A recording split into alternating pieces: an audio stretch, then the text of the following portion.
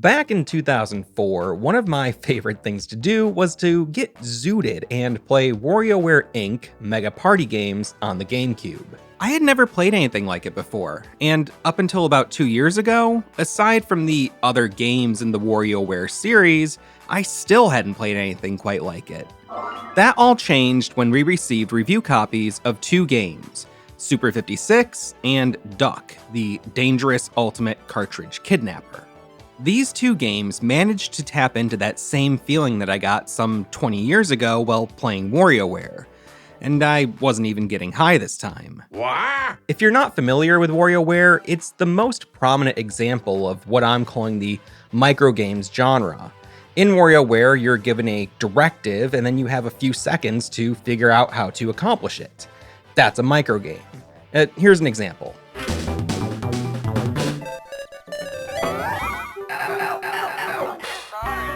There was a demo version of the first WarioWare game that you could download to your Game Boy Advance from several different GameCube discs using a link cable.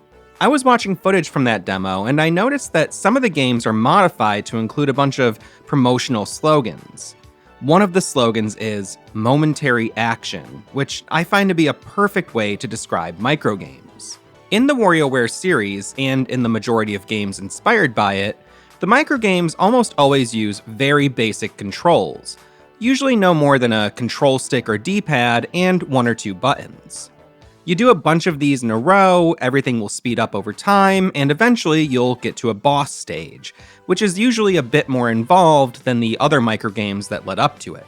Later entries in the WarioWare series had their microgames designed around or adapted to different hardware, like the motion controls of the Wii, or the gyro sensor and rumble pack built into the Game Boy Advance cartridge for WarioWare Twisted. The other defining characteristic of the series, and the microgames in general, is the overall presentation. You'll see a ton of variation in the visuals and sound throughout all of the different microgames, and just seeing what sorts of wacky and humorous things will show up next is a huge part of what draws me to games like this. Now, my use of the term microgames to define the genre comes from the first game in the WarioWare series, WarioWare Inc. Mega Microgames, which was initially released for the Game Boy Advance back in 2003. It's not really an official term for the genre, it's not even really a very clearly defined genre. Like, there's no microgames tag on Steam or anything, but I think microgames is a great word to help separate these titles from something like the Mario Party series, which has players compete in minigames. And while it might seem like I'm just arguing semantics here between microgames and minigames, I think microgames are really defined by their overall simplicity and brevity. Some of them last for literally just a second or two, which isn't the sort of thing you'd normally see in something like Mario Party. But again, calling this the microgames genre is really just my attempt to group a bunch of games that share some prominent characteristics. WarioWare is just one example of that, but throughout this video, we'll look at a bunch of games that put their own twist on that formula. So now that you've gotten a quick primer on the genre, let's get back to Super 56 and Duck. When I first started playing these games, my initial reaction was, oh, this is like WarioWare, this rules. But after playing them for a while, I started to notice things that made these games feel more distinct from the WarioWare series. Beyond that, I began wondering, why were these the first 2 games I had played in the past 20 years that built on the WarioWare formula? And when it comes to that formula, what came before WarioWare? Now, I can't say that this video is going to be entirely comprehensive, but I have been researching this topic on and off for the past 2 years, so I think at very least, this video is going to be a pretty good jumping off point for anyone curious about the depths and history of the microgames genre. And if you're someone who's into these kinds of research-intensive videos, well, you're in luck, because there's a lot of them here on Hidden Machine. If you dig it, please consider leaving a like and subscribing, and if you want to go the extra mile, you can check out the channel memberships and our Patreon. And of course, a big thanks to all of our supporters being listed right here, right now. Moving forward, I'm going to split this video up into 2 acts. We have Act 1, which will be everything that came before WarioWare. That's going to cover the early 1980s up through 2004. and Act 2 will be 2004 onward after WarioWare dropped, and we'll see kind of the games that could have been an influence on WarioWare, and the games that have definitely been influenced by WarioWare. Now, I can't say for sure that these, pre-WarioWare games were a direct influence on the development of the game, but I think I'm trying to more create a evolutionary timeline showing how microgames kind of are rooted in mini-games and certain ideas you saw in some early arcade titles, and how that kind of built up over time and was concentrated into the microgames genre that we saw really take off with WarioWare. There are some games that I'll be covering that might fall outside of the most strict definition of microgames, but are far away enough from something like Mario Party to still make the cut. Again, this won't be an exhaustive list, but I think it's going to be a pretty good primer for the topic. So, with all that said, let's get into Act 1. Hey! It's been difficult to really pin down the roots of the microgames genre, but after asking around and doing a lot of research, I did find a good number of games that I think can help fill in that sort of evolutionary timeline. The simple mechanics that most microgames implement are often identical to many games from the 1970s, a time where there was almost no emphasis on any sort of narrative in most video games. Most games just presented a scenario and gave you a simple directive, like break the blocks or eat the dots while avoiding the ghosts. Microgames take those ideas and distill them down to a morsel, and then give you a bunch of those morsels in a row. When it comes to finding predecessors to WarioWare, the further back we go, the less micro the games become, but you can still find games that feature some of the more prominent elements of the microgames genre. I hit up Critical Kate over on Twitter hoping that she might have some insight on games that might have inspired WarioWare. She consistently has some of the most well-researched and entertaining writing on lesser-known video game history that I've been able to find online, and if you're not familiar with her work, you should really check it out. She suggested looking at two arcade games, 1982's TRON and 1984's Major Havoc. Some of her Twitter followers also came through with some great suggestions of WarioWare-style games that I'll be covering a bit later on. TRON is based on the movie of the same name, and according to Kate, it was the first time that a journalist used the term minigames in this context. It was published by Bally Midway, with Bill Adams handling the programming and design. TRON consists of 4 different minigames, each inspired by scenes from the film. The player uses an 8-way joystick with a trigger on it, as well as a dial, which is used for aiming. I tried to emulate this one, but without the original controls, it's pretty awkward. The original cabinet featured a blacklight panel and a translucent joystick, and I think it's a really cool looking game. I haven't been able to find an earlier example of a game made up of smaller mini-games. There were Atari cartridges that had different game modes, but they were still pretty much just variations on a single game, rather than a group of distinct mini-games. Major Havoc was developed and published by Atari, with Owen Rubin and Mark Cerny handling the design and programming. The game is made up of 4 different phases, each one presenting a different directive and style of gameplay. At the start of each phase is this screen. At the top, you have your directive. Mine is destroy fish robots. And in a few moments, I'll be presented with a horizontal shoot-'em-up segment where I'll battle some fish robots. But in the bottom right corner is a small breakout style game. You can play around with this for a moment before getting into the next section, but its actual purpose is to open up warps to later levels. There are different warp codes that you can find throughout the game, and you enter the numbers for these codes by moving the joystick, or depending on which version you're playing, the rollerball left and right. The way this takes a well-known game like Breakout and recontextualizes it, and then gives you just a few seconds to interact with it, definitely feels like a microgame to me. When you get through the shoot-'em-up section, you immediately get a new directive: dock your ship on the white platform. This also feels like a microgame to me, and there are plenty of microgames in the WarioWare series and similar titles that use this same basic structure of lining up a descending object.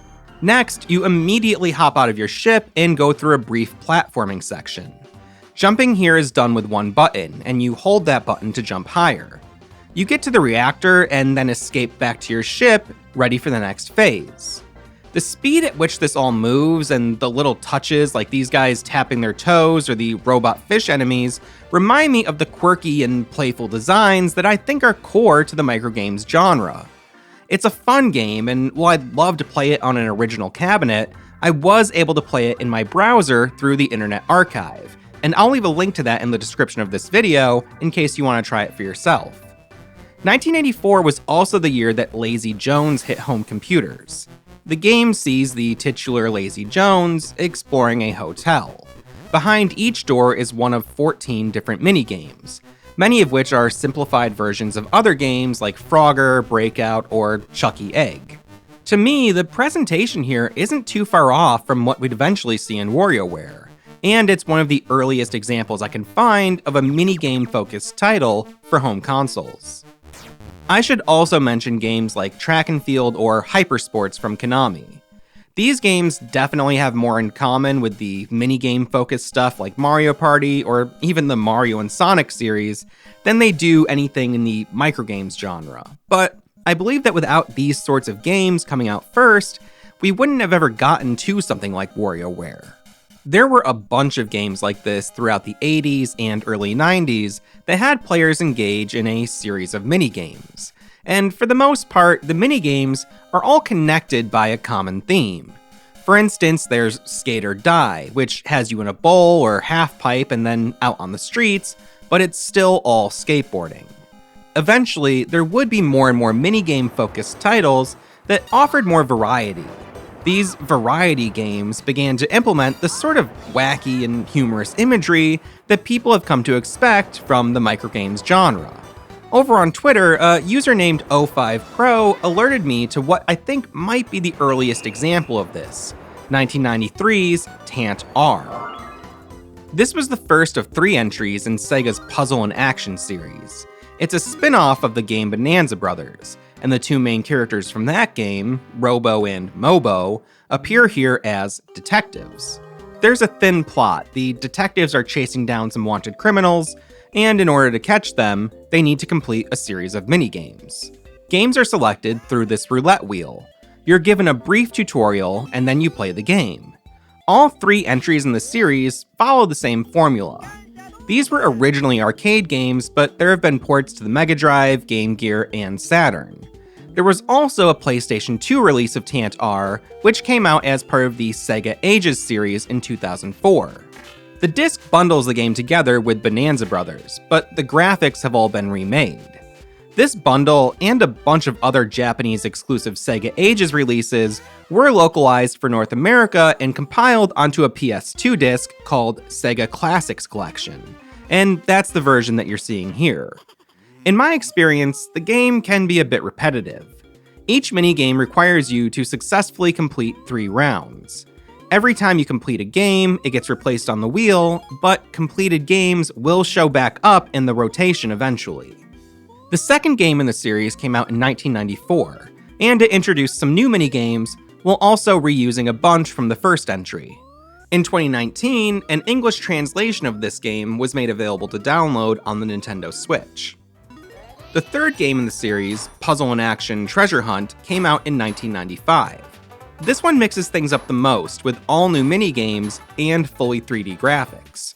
Wikipedia says that this one got an American arcade release, but I can't find any source for that information, so I'm not exactly sure what kind of release this game actually got in arcades. The Sega Saturn got a Japanese exclusive port in 1996, and as far as I can tell, the game has not been reissued since.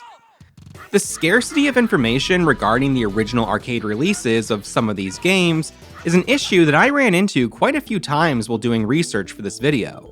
While most of these games have been dumped and archived online, some haven't, and there are some arcade cabinets that I can't even find a photo of. Anyway, while the Puzzle and Action series doesn't fully fit my criteria for microgames, it still feels to me like a key point in the evolutionary timeline that I'm trying to develop here. Hey kid, what time is it?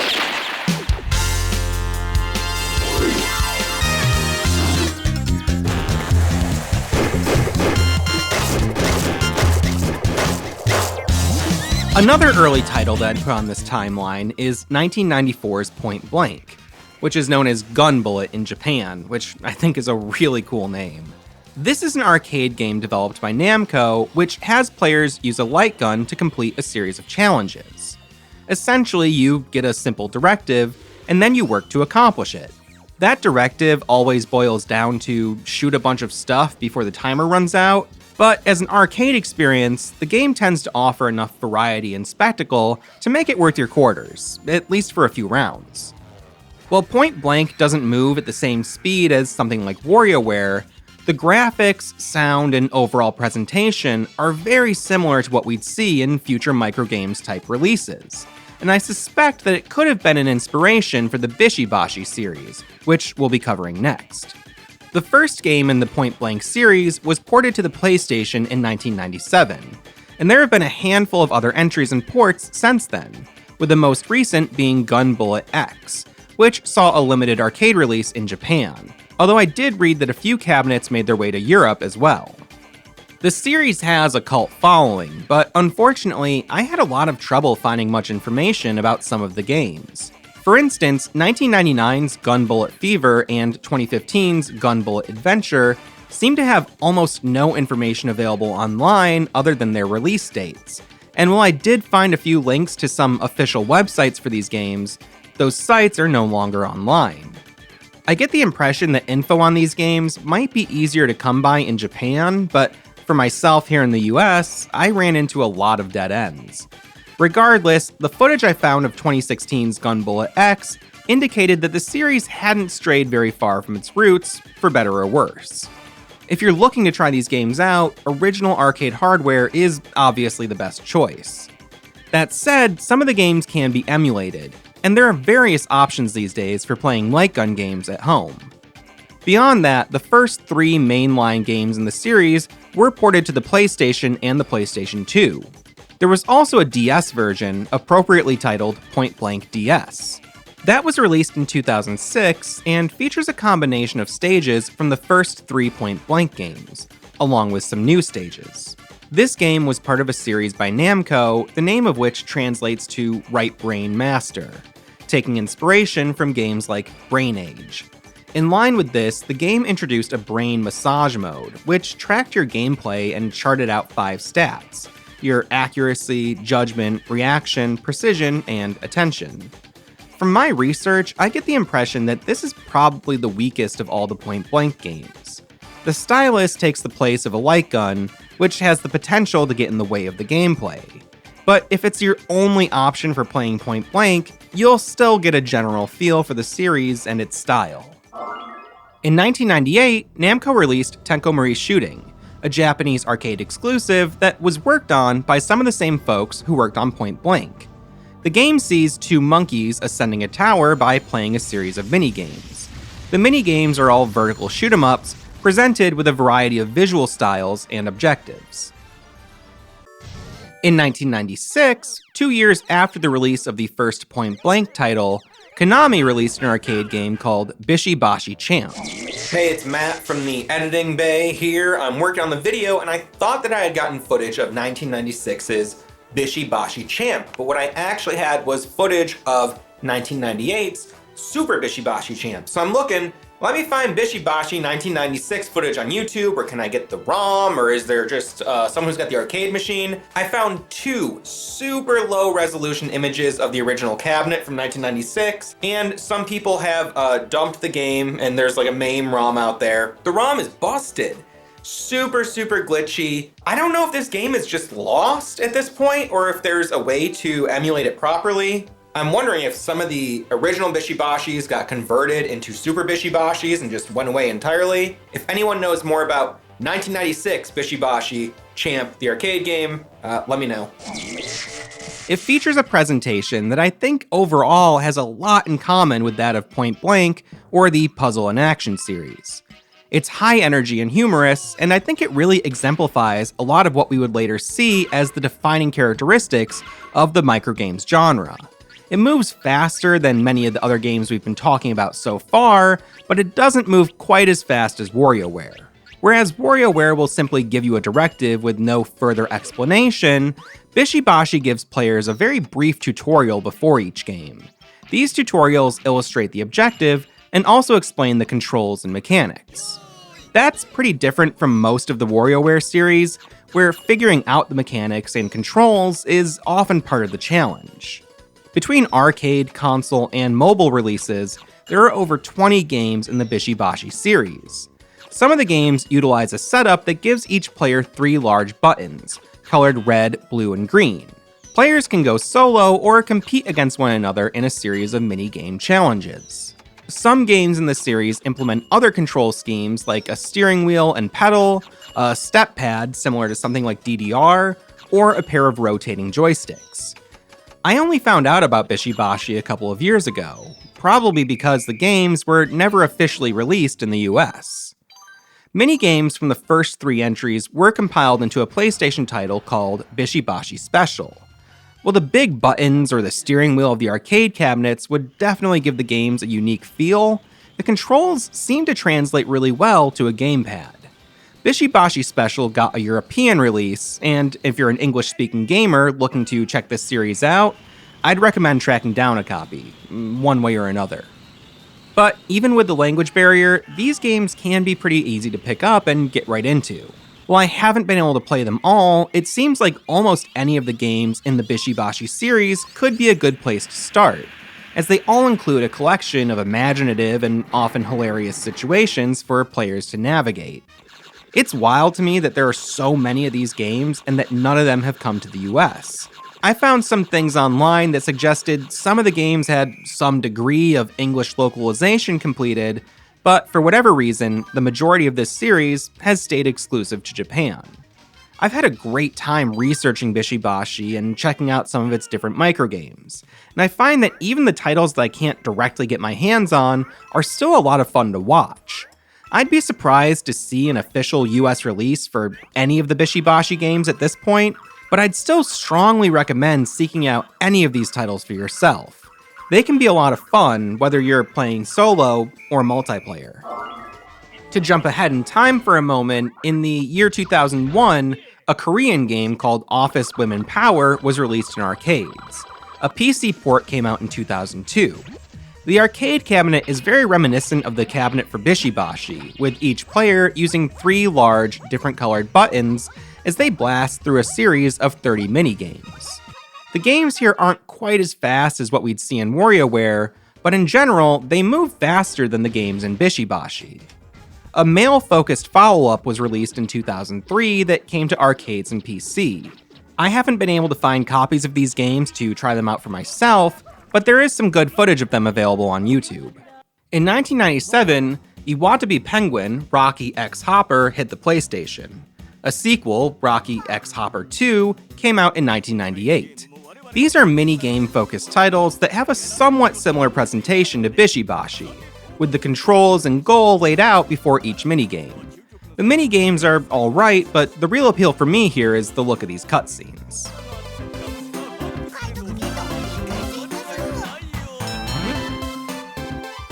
In 1998, a Japanese electronic music group called Denki Groove would collaborate with Sony to release Denki Groove Jigoku 5 for the PlayStation. The name translates to Electric Groove Hell. The game is all in Japanese, but my basic understanding of the story is that this guy gets hit by a demonic vehicle and winds up in hell, where he then partakes in various activities. The main focus of this disc is a music editor that lets you swap out different grooves, change hi-hat and kick patterns, and adjust parameters like BPM, delay, reverb. You can apply an arpeggiator, and a bunch of other stuff. You have 4 tracks that are playing on a steady loop, and you can turn them on and off with these shoulder buttons and triggers. You can add fills, stop and start the song, and even record your arrangements. From what I've read, the manual is over 40 pages long, so there's a lot more functionality here, but due to the language barrier, I'm not quite sure how everything works. Sometimes I see this game listed online as Denki Groove Jigoku 5 Sweep Station version, probably because the cover of the game says Sweep Station version. There isn't much info online about these games, but the Japanese developer Opus Corp released 3 Sweep Station games for the PS1 between 1996 and the year 2000. These all feature similar music editors paired with different types of gameplay. The final game in the series, Beat Planet Music, allowed you to rip samples from your own CDs to then be used in its music editor. There were a lot of music editors like this for the PS1 and PS2, and it's a topic that I'll be covering more in depth in a future video. In the Denki Groove game, a lot of the different grooves and other elements that are used in the music editor have to be unlocked, and you unlock things by playing minigames and earning yen, which you then spend on these capsule machines. You can get a lot of duplicates here, which I found very annoying. They have no real purpose, they just fill up this garbage can. As you open more capsules, you also fill in these images. I'd love to unlock a few of these for myself, but to be honest, I've really had my fill of these minigames. I felt like there was a sort of hostile design to most of them, as if they were meant to annoy, frustrate, or just bore the player. From the main menu here, you can select this icon to go to another screen that offers a selection of 3 minigames, the majority of which I was able to figure out despite the language barrier. Only 3 games are available at a time to select, and the games on offer seem to change at random every time you access this screen. I'd have appreciated if there was a way to just pick the game I wanted to play, but I don't think there is. In general, I really like the artwork and sound effects here. There's some fun parody stuff going on, and while a lot of this is similar to what we'd later see in WarioWare, there's also a lot of grotesque and violent imagery, most of which would likely never appear in a first-party Nintendo game. The mini-games on offer include the Ball Pen Factory, where you put caps on pens until you can't stand to do it anymore. There's this wood chopping game where you need to avoid slashing any animals, and there's this drag racing game where you have to stop your car ahead of your opponent's car before you fall off a cliff.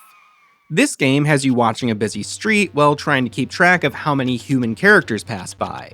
And there's this Simon-style game with a bunch of belching faces.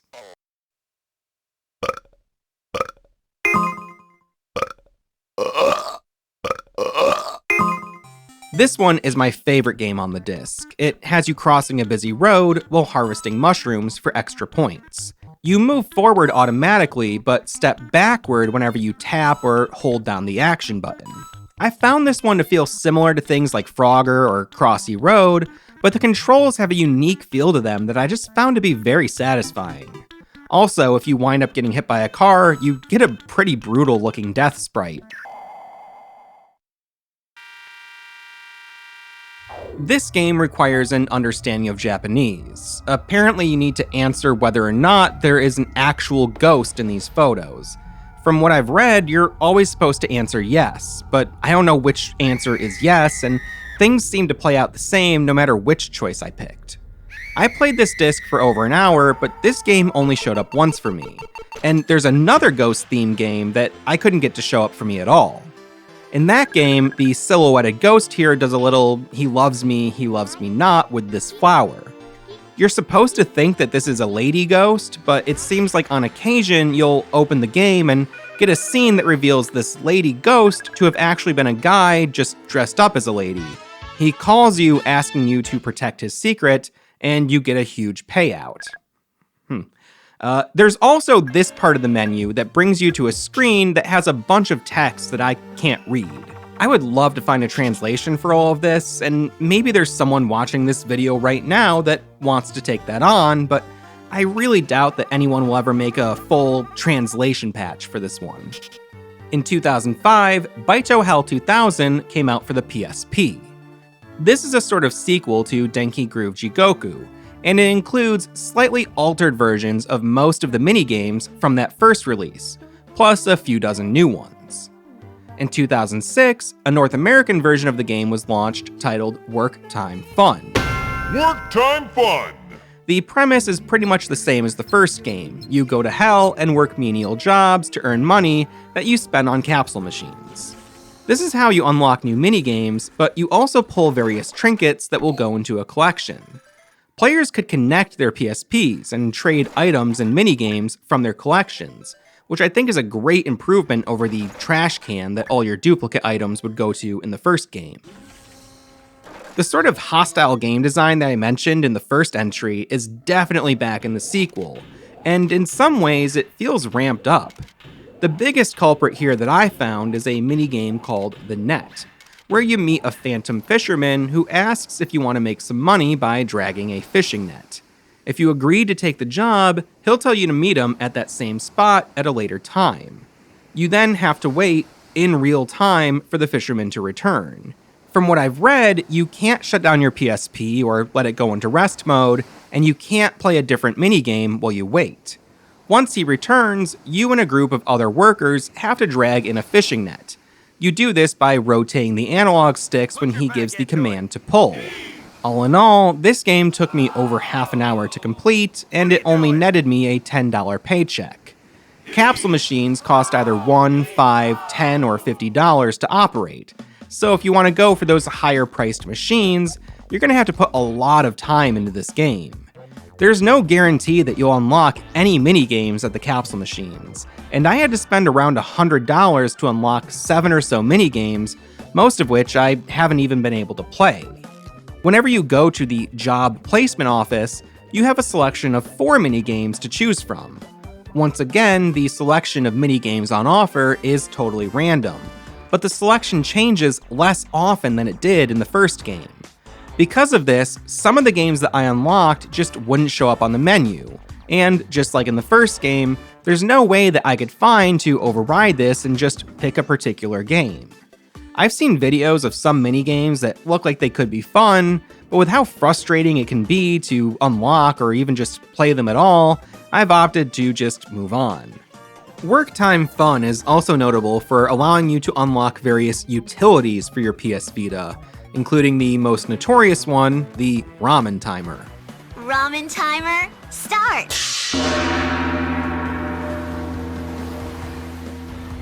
Do you have your chopsticks ready? Basically, you set the timer, and by the time this person is done doing what they're doing, your ramen will be ready. Ladies and gentlemen, if you like your noodles hard, then now's the time to eat them. Muscle, muscle. Ooh, ramen muscle. Both of the Denki Groove games were published by D3 Publisher, who also has a line of budget games called the Simple Series. There are at least 5 minigame collections in that series that are close to the microgames genre, but they definitely play more like minigame collections. Some of these were ported to the PS1 or PS2 from arcade releases.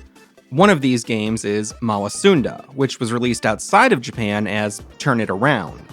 It got a sequel on the Wii called Furu Furu Park. The original arcade game was dumped for the first time in February of 2024. I was actually researching the game the same week that this news broke. This is another situation that really reiterates to me how obscure some of these titles are, and it makes me wonder what else might be out there that hasn't been documented online. We've been kind of jumping all over the place, discussing these sequels and more long-running series, but I want to rewind things back to 1998. That was the year that brought us the first Mario Party game on the N64. And I think this is where we can start to really get a very clear distinction between microgame-focused titles and minigame-focused titles. The Simple Series games that I just mentioned are mostly referred to as party games, which could have been inspired in some part by Mario Party, which really set a standard for the party games genre. There have been over a dozen Mario Party games released since 1998, and there have been countless other games inspired by it. The microgames genre takes a lot of influence from this style of game, but it really boils things down to a much more concentrated form, and I believe that the WarioWare series are the first games to really go all in on that concept.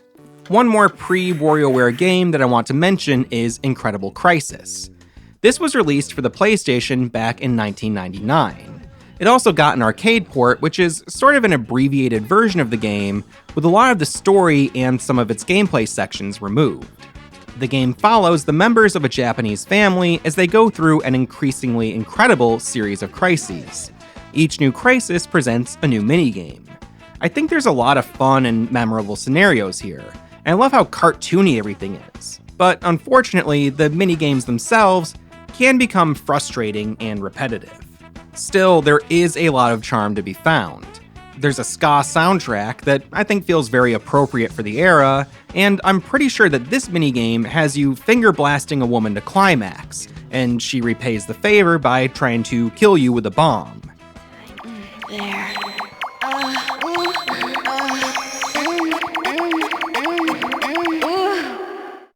Oh, yes, you're the best.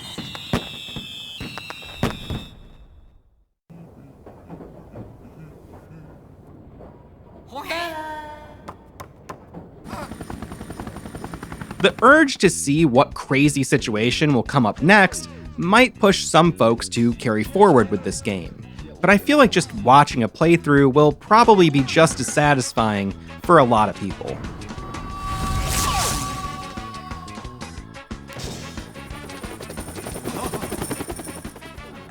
When it comes to the microgames genre, it seems like most games released over the past 2 decades generally follow one of 2 archetypes, either the Bishi Bashi style, which gives you a little more instruction and is more moderately paced, or the WarioWare style, which gives very minimal instruction and often moves as quickly as possible. The WarioWare series is likely the most well-known example of the microgames genre, probably due to it having the largest availability worldwide, with its games having been released in Japan, North America, Europe, Australia, and China. The roots of the series can be found in a game called Mario Artist Polygon Studio. This was a Nintendo 64 DD title released in the year 2000. The Mario Artist series was intended to be made up of 8 different entries, and it served as a sort of spiritual successor to Mario Paint for the Super Nintendo. We have Paint Studio, Talent Studio, Communication Kit, and Polygon Studio. There were 4 more artist games planned, but the 64DD, or 64 disk drive, didn't do very well for Nintendo, and the series was cut short. The games allowed for different types of creation and media editing, with Polygon Studio letting players make simple polygon models and then use those models to explore a 3D world. Polygon Studio also has a game mode called Sound Bomber, which is basically a prototype for what would eventually become the first WarioWare game. I tried to emulate this one, but ran into some weird issues with the graphics. There are guides out there on getting disk drive games to run, but I couldn't figure it out. Getting all of the original hardware to get this game up and running without emulation is gonna cost around $1,400, which is honestly a bit too steep for me, so I'm happy just checking out footage captured by other people. While it's obvious that Sound Bomber is the direct inspiration for WarioWare, the series also owes a lot to the Wario Land games, especially 2001's Wario Land 4. A little while back, I watched a really great video breaking down the music and sound design of Wario Land 4, and the whole time I was watching, I was reminded of the sort of unique and quirky sound design choices made throughout the WarioWare series. That's probably because a lot of the sounds from the first WarioWare game were taken directly from Wario Land 4. While the gameplay in the Wario Land series has almost nothing in common with that of WarioWare, I still think the games pair very nicely together, and there's a good amount of people involved who worked on both series, as well as the Mario Artist series. I've played a lot of the WarioWare games over the years, but my favorite is probably still the first entry. It was released for the Game Boy Advance in 2003, and a slightly modified version of the game was released for the GameCube in Japan later that same year, hitting Europe and North America in 2004. The GameCube version is the one that I've spent the most time with, and I find the whole thing to be really charming. There are these randomized intro movies that you'll see when you first turn on the game. I'll show you a couple here.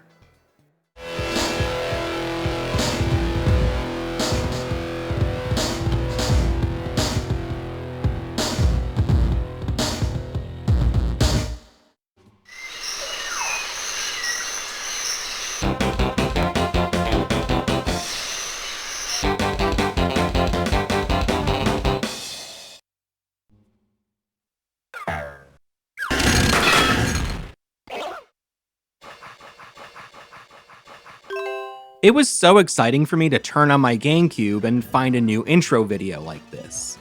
By now, I'm sure there's a compilation on YouTube of all the intros, but I was experiencing this years before YouTube had even launched, and while I don't want to say that this kind of thing is totally absent from games today, it's something that I rarely experience, and I would definitely like to see more of it.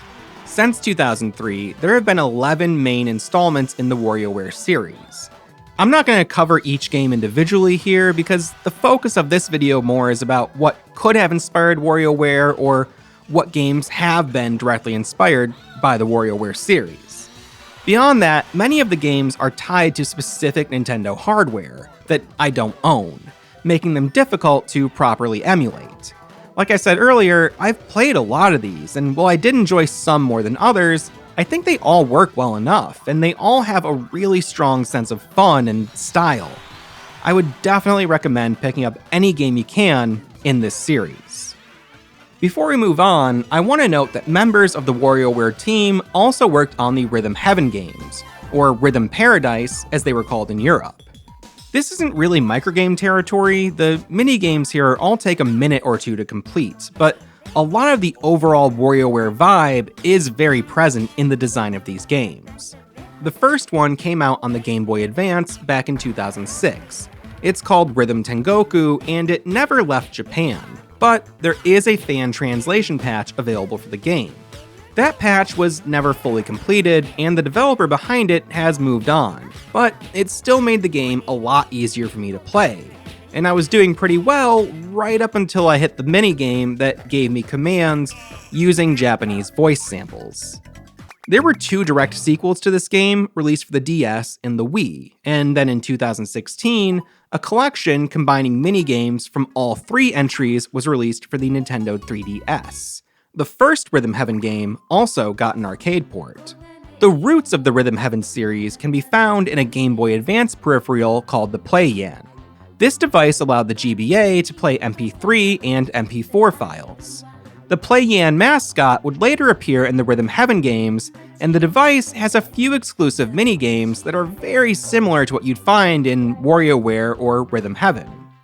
From what I've played, the Rhythm Heaven series seems to be a really fun group of games, and it does a lot to differentiate itself from many other rhythm games that I've played. Ultimately, you are just pressing buttons to the beat of a song, but the presentation gets mixed up enough to keep things feeling really fresh. I think that any fan of the WarioWare series should give Rhythm Heaven a shot. Since that first WarioWare game was released, a lot of games have come out that have built on that core formula. Again, I'm sure I missed some, but I've tried to compile as many as I could possibly find, and here they are.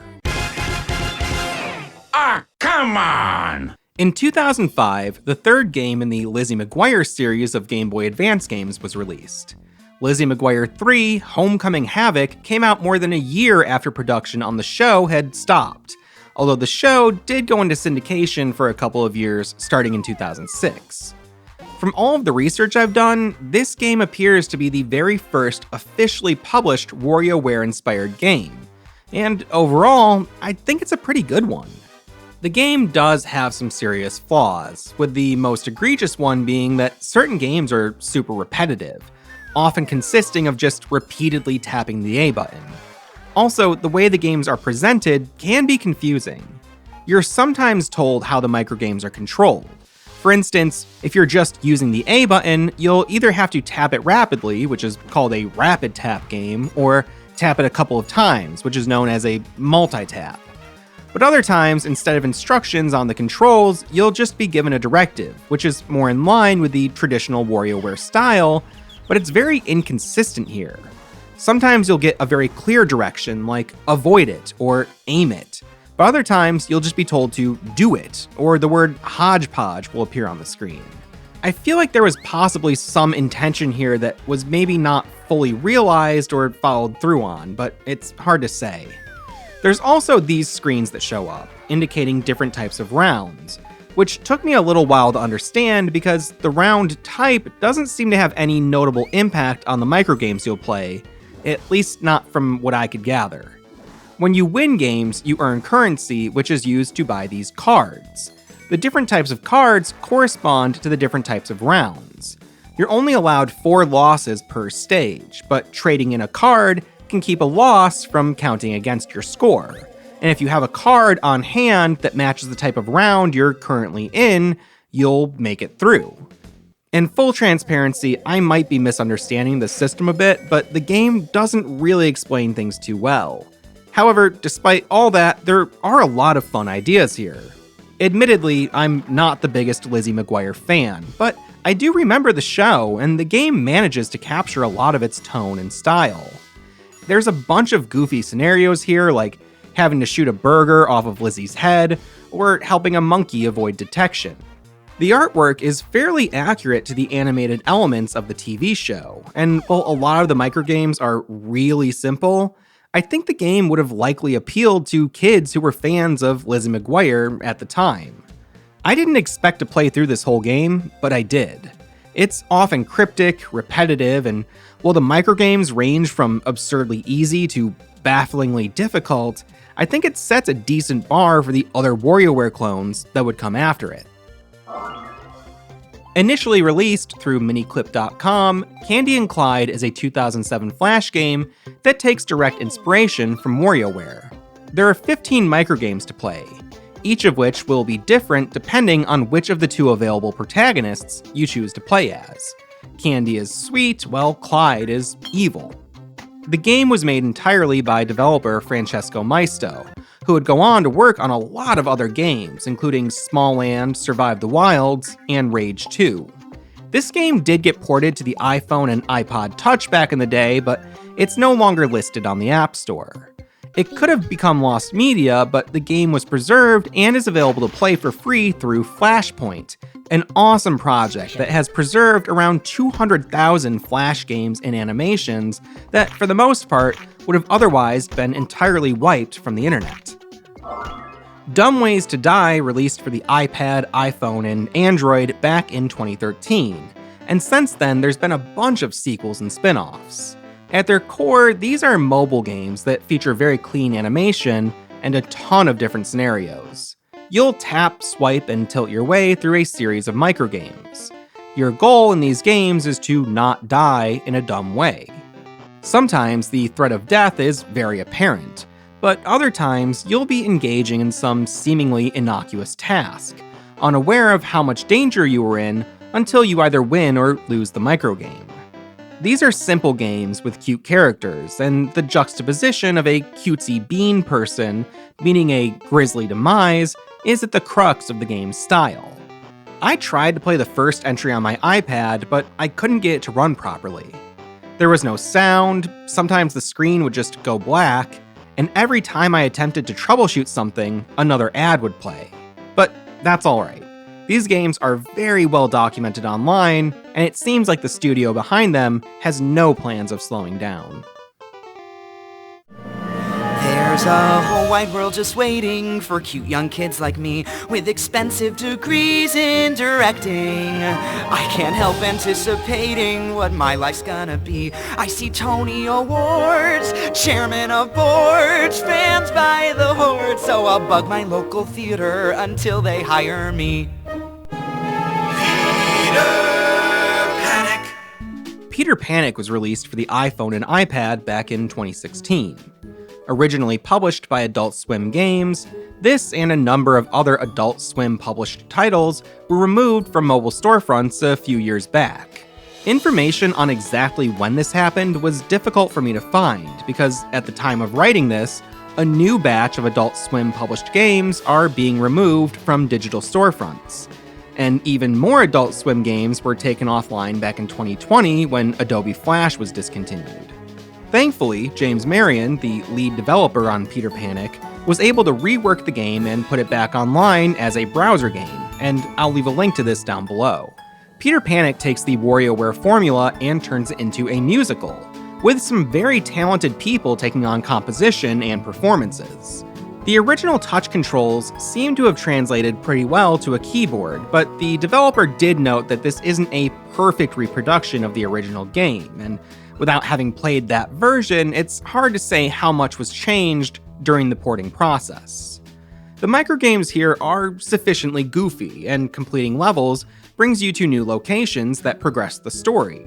The most common complaint that I've seen in reviews for this game is that there just wasn't enough of it, but what is here has the potential to be a lot of fun for players.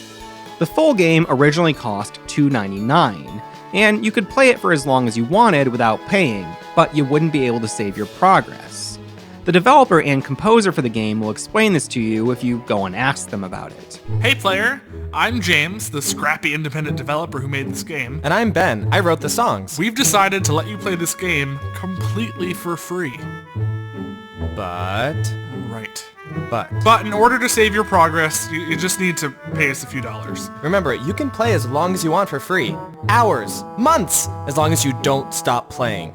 Please stay hydrated. Take lots of breaks, make sure your phone is charged.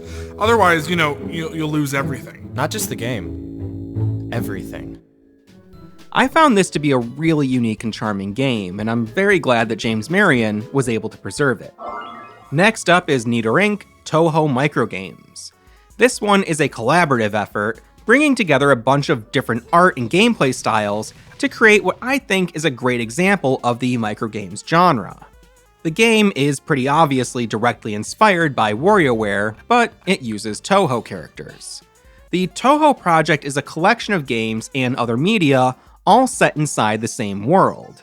This has been going on since the mid-90s, and there have been a ton of official and fan-made games set in that world. This topic is way too vast for me to cover in this video, but regardless, NitorInc has a collection of 69 different Touhou-themed microgames to play, either in a story mode, arcade mode, or practice mode. I'm not at all familiar with these characters, but I still had a lot of fun with these microgames. Unfortunately, from what I've read, the lead person on this project has had some health issues that put development on an indefinite hiatus. I haven't been able to really verify that information, but either way, I hope they're doing well.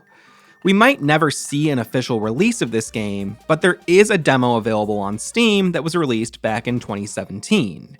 It has a considerable amount of content in it, and I would definitely recommend checking it out. In 2018, KUUKIYOMI was released for the Nintendo DS. The developers behind Super 56 introduced me to this series, and I'm really glad they did. Directly translated from Japanese, KUUKIYOMI means air reading or reading the air.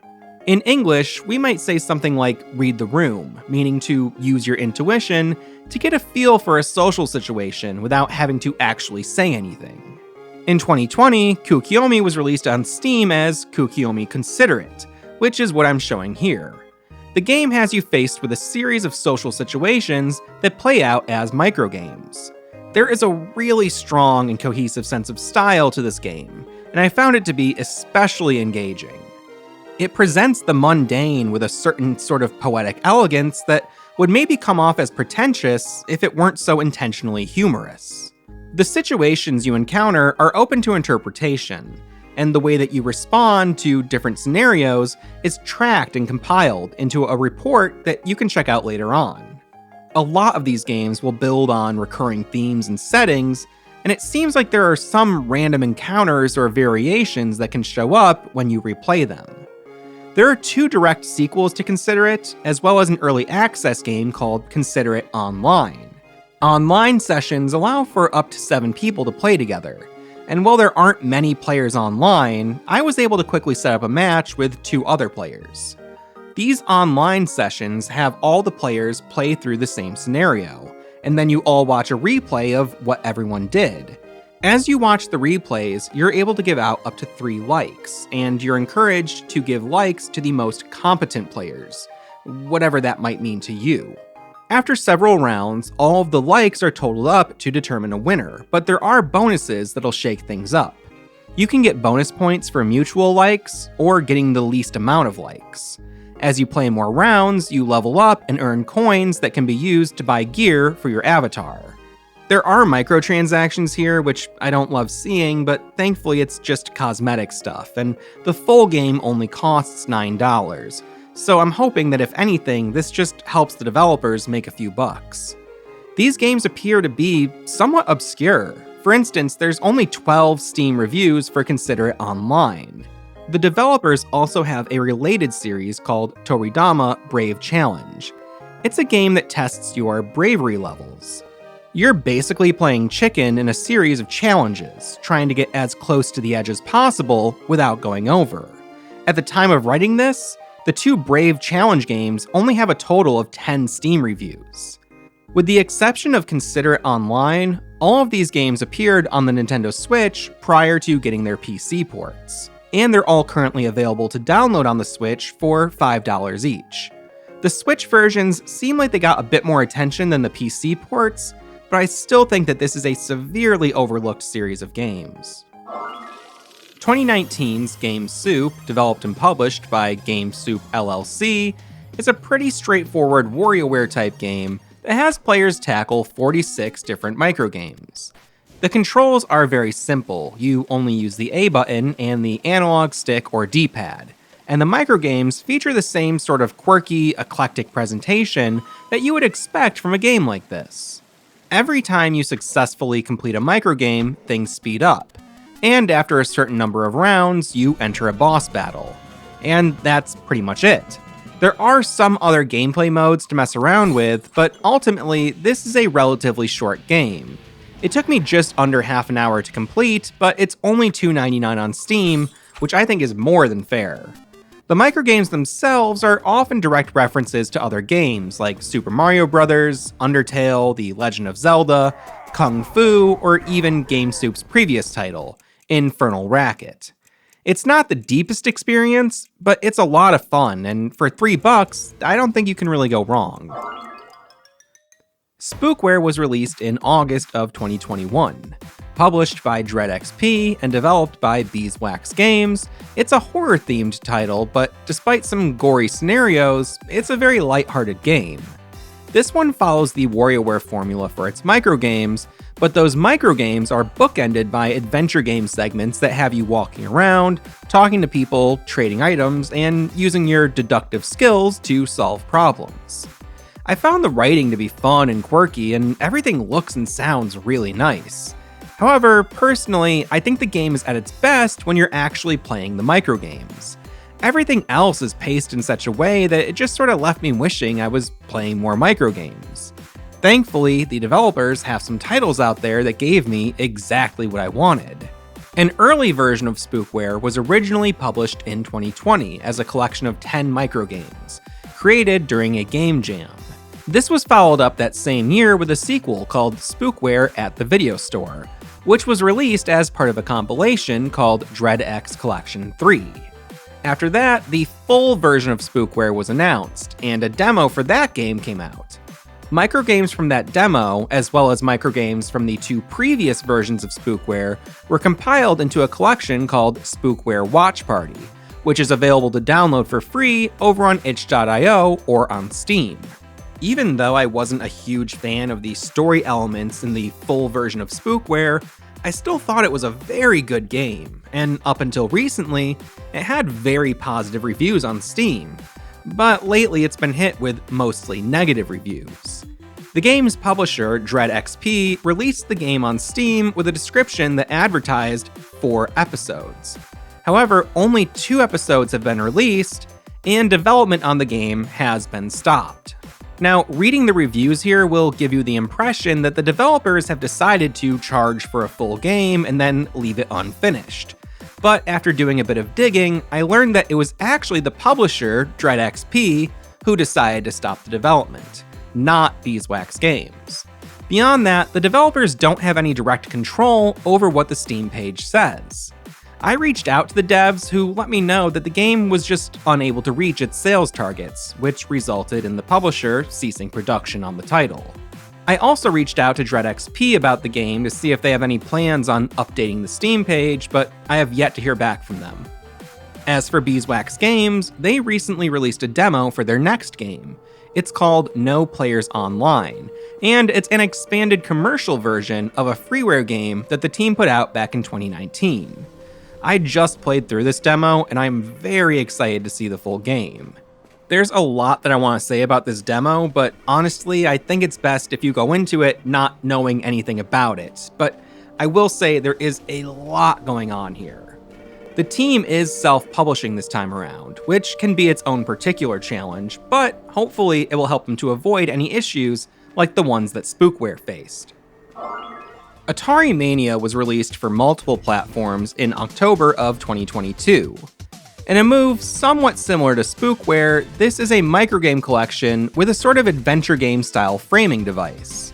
You play as the caretaker of the Atari Vault, where all the characters from different Atari games work and perform as video game characters. Sentient dead pixels have started to wreak havoc on the vault, and you battle them by playing rounds of various microgames. The microgames are remixed versions of classic Atari 2600 cartridges.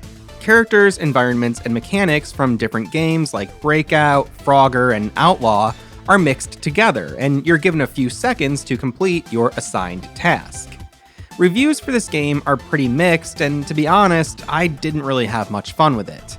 I think I would have preferred if the graphics more closely resembled the original games, but instead, everything has been updated with this pixel art style that reminds me more of Flash games than Atari games. As you explore the vault, you'll find scans of video game cover art and game manuals. I think this stuff is really neat, and we even have a video here on the channel going over my little collection of Atari manuals and covers, but there are other ways to look at these materials online that don't require playing Atari Mania. Ultimately, I just didn't find enough variety and fun in the microgames presented. The concept here is similar to the NES Remix games that originally launched on the Wii U back in 2013 and 2014. These games have you playing brief segments from or inspired by various NES games, and you'll occasionally hit bonus remix levels that blend together different elements and offer unique challenges. Despite not being the biggest fan of Atari Mania, I think there's a lot of potential to this remix format, and I'd really love to see it explored further with other types of consoles and different game publishers. The Hull City Express service is now arriving at platform 1A. We thank you in advance for not talking loudly on your phone. Please have a wonderful day.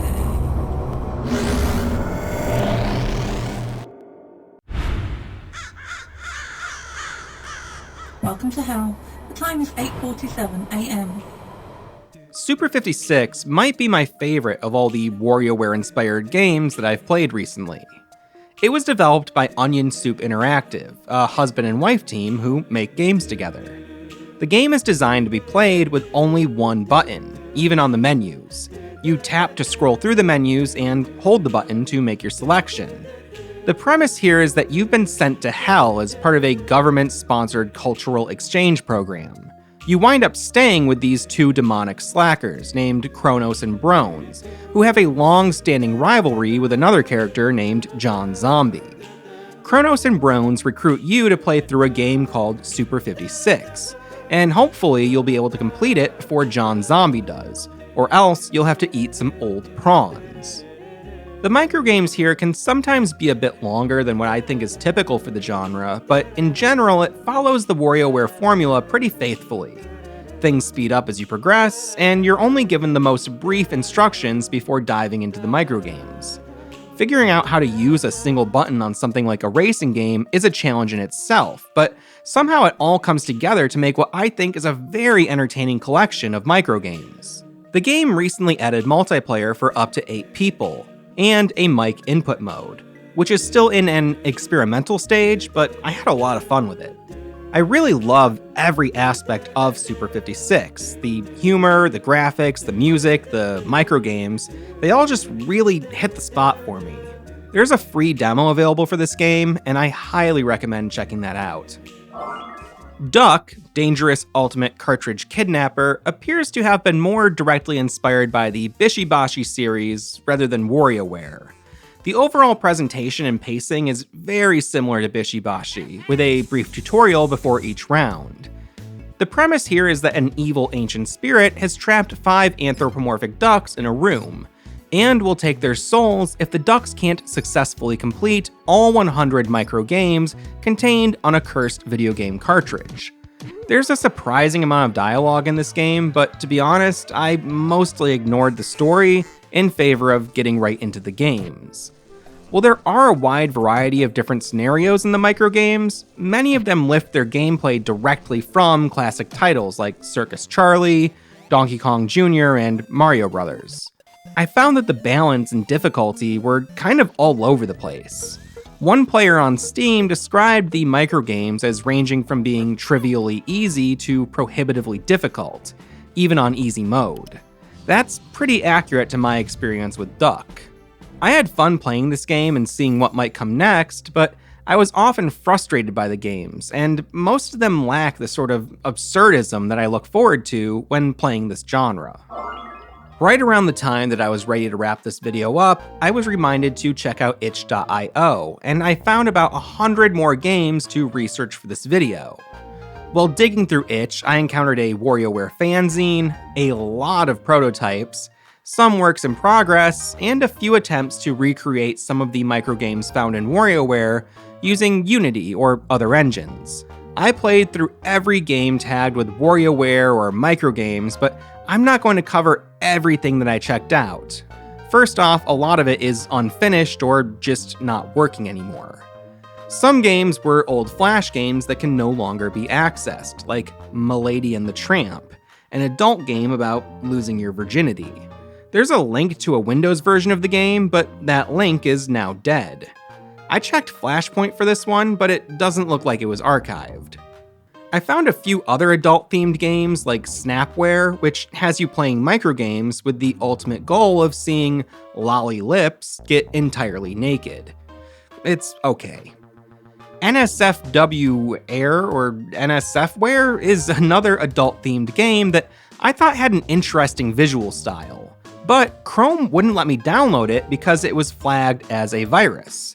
Now, it's not at all uncommon for indie games and just random exe files to trigger your Windows antivirus, but this is the first time that Chrome has actually restricted me from even downloading the file. I left a comment on the page asking about this, but I haven't heard back yet. I also found a lot of student projects and game jam type stuff, most of which I can't really recommend to players. A lot of these games contain microgames that are super derivative, and often use assets and mechanics directly ripped or copied from other games. This stuff is fine, and I'm sure it's fun to make, but personally speaking, I can't get too excited about it. I played some game jam stuff that featured some cool ideas, but couldn't really hold my attention for very long overall.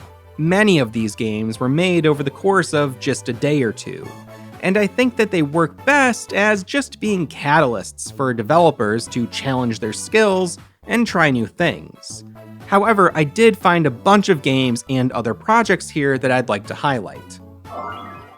Legend of Hippo applies the WarioWare formula to a series of microgames inspired by the classic 2D Legend of Zelda games.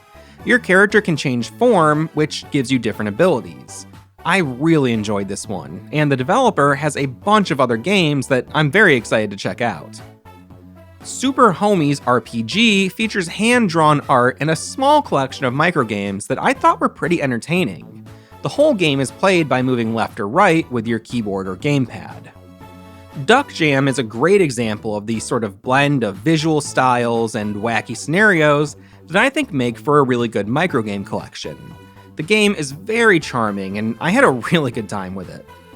Frontier Palooza is built around a concept that I don't think I've ever really seen before. You play two microgames at the same time. Even though this was a little buggy feeling and there are only a few different microgames, the pacing kept me really engaged, and I'd love to see this idea fleshed out into a larger experience. Microgames Jam Pack was released as a Game Boy ROM in 2022. This was a collaborative effort, and I think it came together really nicely. I would have loved to have had something like this on the original Game Boy back in the day. Bimsy Dreams was made in 2021 as part of a low-resolution game jam, so it's in a resolution of 64 by 64. There are 45 different microgames here, and I really love the whole presentation. There's a ton of fun stuff to discover in this one.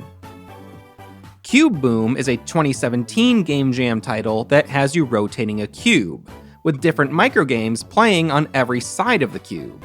Your goal is to complete all of the games on the cube before the timer runs out. Games keep running even if you shift away from them, and you can complete the games in any order. This is a neat idea that I think could really be expanded on in some very interesting ways. Fever Dreams was released in February of 2024. It's very repetitive and super simple, but I really like the premise of the microgames all being different nightmares. This whole game is super goofy, and even though there's not much here, I found it to be very memorable. Jigoku combines WarioWare-style microgames with Jenga. Every block you pull will trigger another microgame. I really love this concept, but ultimately I found the games to be really way too difficult for me, and sometimes were kinda hard to understand. Still, I would definitely recommend checking this one out. Boss Rush is another very small game, but I really enjoyed all of the presentation in this one. Neon Mountain TV and its sequel, Neon Mountain TV 2, aren't really games in the traditional sense, and Neon Mountain TV 2 is self-described as an interactive art piece. Regardless, it seems like the people working on these had a lot of fun, and I would love to see these folks put together a full-length microgames collection. Portaboy Plus is a very unique WarioWare-inspired game that came out in 2022 over on itch.io and Newgrounds. It's a pretty standard WarioWare-inspired microgame collection, but there's some other stuff going on under the hood, and it's a horror-themed game, so I think the less you know, the better, but I would definitely recommend checking this one out. It's a very fun experience that I think is very well crafted. Little WarioWare is a project that is described as a framework for playing microgames and allowing anyone to create their own microgames. The page goes on to say that the dream is to make a system in which you can easily bookmark microgames you enjoyed and trace the creators back to their external social media or portfolio sites. I don't really know where this project is at, but it seems like the idea has a lot of potential. WarioWare Mouseworks is a collection of 11 microgames along with a boss stage. This was created in 2007 by Toodle's team, who also created a number of other Mario-related fan games. This game has been archived over on itch.io, and it's the earliest example of a fleshed-out WarioWare fan game that I've been able to find. I had a lot of fun playing this one.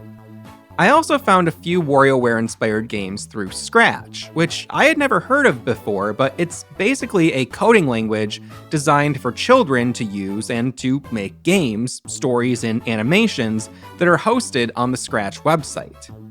Dylanware Inc. is a game that someone made for their friend Dylan, and it's got a handful of goofy microgames to play through, as well as a boss stage. WarioWare 2023 is a follow-up to WarioWare 2022. Both of which are WarioWare fan games. I really enjoyed playing WarioWare 2023 and noticed that it was described as being heavily inspired by a game called PicoWare. PicoWare is the result of a 24-hour Pico 8 game jam that occurred on July 27, 2019. Over 50 developers came together to create nearly 70 microgames. If you're unfamiliar, Pico 8 is a game engine and virtual console that is used to create very small games, usually less than 32 kilobytes in size. A Pico 8 game is called a cart, and PicoWare is actually a multi-cart game, which is how the team was able to fit so many microgames in there. PicoWare has a story mode with some fun little characters, and there's a wide variety of microgames to play. Some were directly copied from WarioWare, but there's also a lot of unique and original ideas to be found. And again, I had a lot of fun playing this one. If you're still looking for some more microgames after all of those, I have a few more that I'd like to mention. Now, these are games that I didn't actually purchase during the researching of this video, so I didn't get a lot of hands-on time with them. But I'd still like to mention them anyway, even though I can't go too far in depth. Diner Bros is a multiplayer-focused game in the WarioWare mold. There's a pretty wide variety of microgames on offer here, but from what I've seen, it lacks the over-the-top humor and imagery that really draw me into this genre. Still, it has some good reviews, and the pacing makes it seem like a really fun multiplayer game. Pureya is a unique take on the microgames genre that is available on both PC and mobile. In the game, you use just 2 buttons that mostly move you left or right, and your goal is to collect these marbles. Every 10 seconds, you'll play a new game, and you unlock more games the more you play. It has a pretty consistent pixel art style, and while it doesn't really lean into the absurd humor of the WarioWare series, from reviews that I've read, it seems like the game is pretty good at what it does. Dude Stop is a microgames take on something like the Stanley Parable. You go through a series of scenarios, and you can choose to either follow the rules or completely ignore them. The whole thing is narrated, and it's got a very particular style of humor. I think it'll only take a few seconds of that narration to help you figure out whether or not you'd want to play this one. I'm not gonna get mad. This player can go and... Why? Why does he always do this? Go chewing a potato, you sick. Is this milk in a bag? No, no, no, no! This is fine. Yeah, this is fine.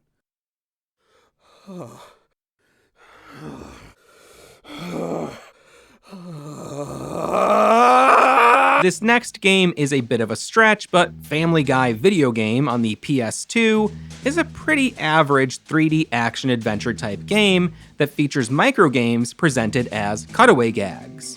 Unfortunately, these are kind of few and far between, and you have to play through the game to unlock them. I spent some time playing this one on an emulator, and I unlocked one microgame, but honestly, I didn't have the patience to keep playing. If you want to see more, there are videos up on YouTube. Frobisher Says? Frobisher Says was released as a free download for the PS Vita back in 2012. I remember seeing a trailer for the game around that time and being very intrigued by it, but I don't think I ever got around to playing it back then.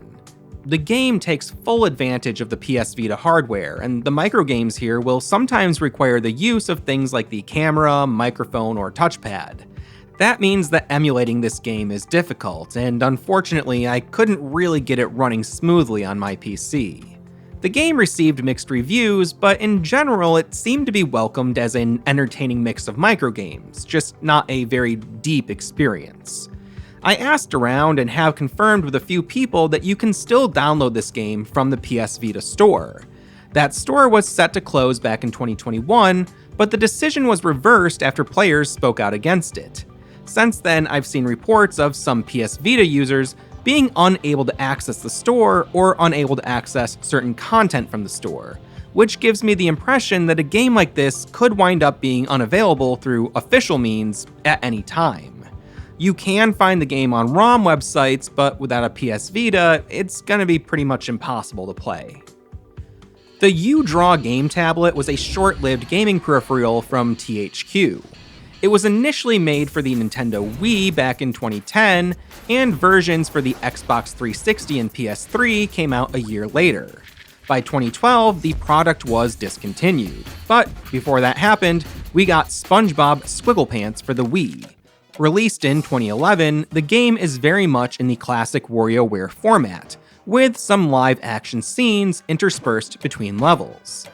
The internet refers to the microgames here as nanogames, which might have been how they were referred to in the game's manual, but I didn't hear the word nanogames anywhere in the playthrough that I watched.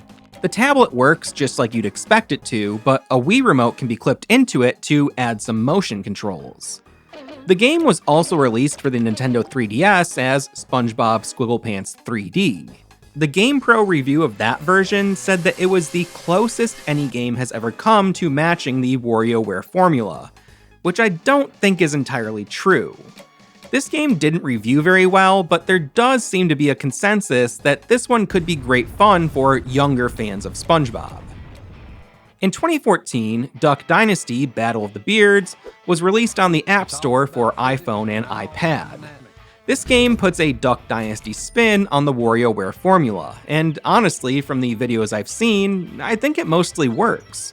There's a pretty distinct visual style on display, and the microgames offer a moderate amount of variety. As you play through the microgames, you win coins that can be spent on gear for an in-game avatar, which I think you really only see when you're in the gear store.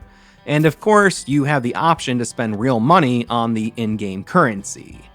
The game is no longer listed on the App Store, and I'm under the impression that it's safe to consider it lost media, unless it comes out that someone preserved the game in some way. Fortunately, there's still a good amount of gameplay footage available on YouTube if you want to see what the game had to offer.